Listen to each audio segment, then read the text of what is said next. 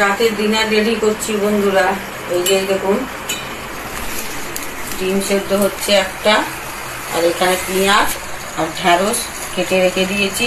এটা একটু কালো জিরে শুকনো লঙ্কা ফোড়ন দিয়ে সর্ষের তেলে ভাজবো, একটু নুন হলুদ দেবো।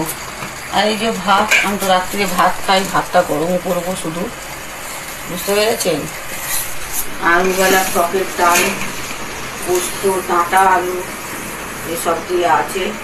ঝিঙে ডাঁটা দিয়ে আলু দিয়ে পোস্ত করেছিলাম একটু ঝাল ঝাল করে, এগুলো একটু গরম করে নেবো। রাতের ডিনার রেডি করছি। এখন মনে হয় প্রায় 10টা বাজে, 9টা কত, 9:54 বাজে, বুঝতে পেরেছেন। এই কলেজ সব কাজ ফাজ সেরে এসে বসে চালিয়ে, রুটিটা হবে না কারণ মা রুটি খাবে না, মুড়ি খাবে, শরীরটা ভালো না, তাই আজকে রুটির ঝামেলাটা নেই।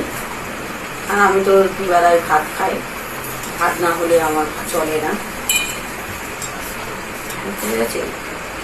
আপনাদের তো অনেকেরই এতক্ষণে ডিনার করা হয়ে গেছে, আর যারা যারা বাকি আছেন ডিনার করে নিন, আমারই হচ্ছে, হবে। আর কি এত রাতে খায় না, ওর কথা ছেড়ে দিন।